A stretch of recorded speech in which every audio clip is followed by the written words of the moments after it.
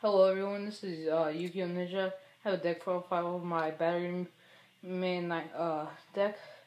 So to start off, I have 3 Batteryman 9-volt.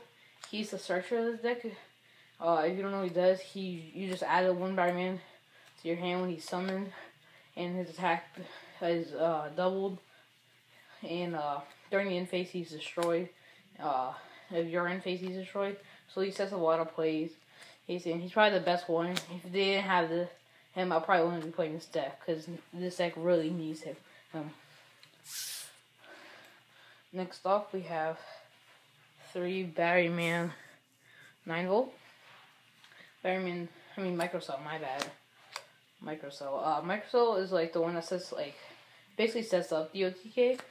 If you don't know what it does, it's a flip effect that says when it's flipped, that's on the 1, 4, or 9-volt, and so you'll summon 9-volt, but his other effect is when after this card is flipped face up and destroyed by battle, draw 1 card. So his effect activates subset 5, and then 9-volt will be subset 6.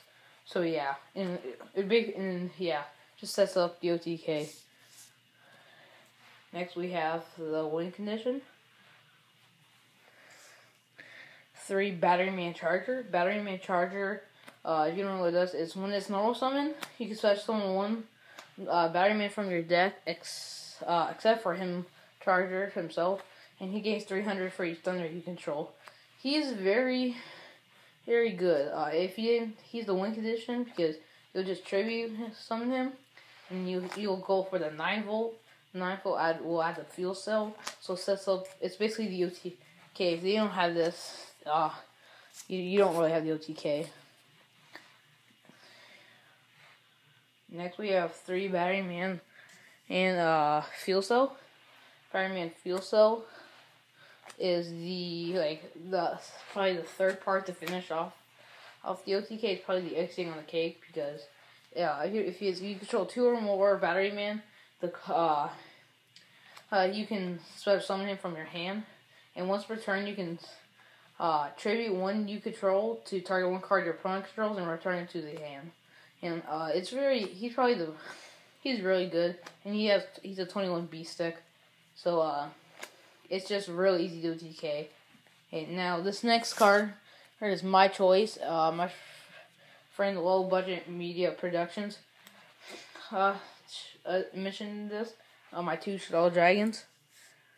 Shaddoll Dragon is a very good tech because my Microcell gets popped a lot. So sometimes I like to fake out my opponent, and he'll be set, and when they pop it, I'll pop the back row, and yeah. And if it stays, I just get to return a card. It's not like it's a bad thing. So yeah, either way, it's a good effect, and I think running at 2 is a good thing. I usually side deck these 2 out. So yeah. Next, I probably might get criticized for this, but I feel like this is necessary. Playing 1 Thunder King Ryo. It's because this deck searches a lot because of 9-volt, but that's not the problem. The problem, he's there just to stay 1 turn and just stall. And when I don't need him, I will XYZ. So yeah, that's how that works. And he's pretty good. I never have the problem with I go 9 House King Ryo and 9-volt. No, I never had that problem. I play a 1 honest. 1 honest because I feel like 2 is not good enough to take out the King Ryo because we attack. My monsters are usually bigger or they don't have any, so it's not really a point in when we get attacked. He's just there. Next for we play I think 16 monsters. So yeah, for the next one for the spells, I play 3 Monarch Stormforce. The Monarch Stormforce, it is probably the best spell of the whole deck, or spell and trap. If you don't know what it does, you can tribute 1 monster your opponent controls. This does not target, but if they do lands, you have to target 1 other, and this does include set cards. So yeah, but don't what's it called? Don't activate during your opponent's turn because you just waste the card. because it technically never really, it doesn't actually tribute summon it. We play 2 Batteryman Charger. Battery Charger. Battery Charger is a good spell. I only play at 2 because I feel like if it was a quick play, I would probably play 3, but I don't. It's a pay 500 to summon 1 from your graveyard. It's really good. It's like you can use Field Cell and then get back the target for Field Cell or 9-volt his effect. It's really good. For consistency, I play 2 Pot Duality. Pot Duality, like I said, we play 3 Micro Cell, or we usually don't TK the first turn, so it's very good, and we need to get the charger in hand in the monster. Next, for the 1-ofs, I play 1 Short Circuit. This is to blow up my opponent's field, and it's really nice because like I have a lot of people race play or scoop because it just blows up their field. So yeah, I play 1 Snatch Steal because I like to steal monsters, and I can do a little bit more damage, probably, maybe for the LTK. Okay. And for last of all, I play 1 Regeki because it's Regeki, and Regeki's good. It just sweeps the board so I can LTK. For traps, I play 3 Call of the Haunted. Call of the Haunted is very good in this deck because you can go in phase 9-volt and add it, or you can just summon a monster for the tribute, summon the charger. So yeah, because since 9-volt dies, this is really good because it dies during your in phase, so you can go in phase, call the 9-volt, and you'll get the effect. Next off, we have 2 Trap Stun and 2 Wiretap. I play both of these because I feel like 2 Trap Stun is good. It just makes sure I get the trap thing off. I get Wiretap because I cannot stand getting Solemn Warning or whatever else out there with Blackhorn. So yeah, it's kind of annoying. And this deck does not like back row, so it does not like traps. So we can usually deal with spells. 2 Breakthrough Skill, because Breakthrough Skill stops my opponent from blowing up stuff, and it's just there to stall and negate monster negation. 2 Dimensional Prism. Banishing's better than it's way better than Mirror Force because everything revolves around being destroyed. For the 1-ofs, I play 1 Portal Battery Pack. It's like Call of the Haunted, but for 2 targets of battery. I only play 1 because you OTK in the first 2 or 3 turns, and you usually don't have that a couple targets for him yet. I play 1 Bottomless because Bottomless is really good. You just want to get rid of their monsters by banishing. We play 1 Compulse. Compulse is good because you can return it, and this monster does a lot of returning. And 1 Solemn because it's Solemn. It's a 41 card deck. I think it's the most consistent build. I do not play I don't know, the guy, Strength or whatever his name is, because I feel like it's too inconsistent, because like I said, I usually don't have 2 in the graveyard. And this deck is very good. I topped a tournament, I topped 4 at my locals with it. I beat Burning Abyss, Satellar Knights, and then Sylvans.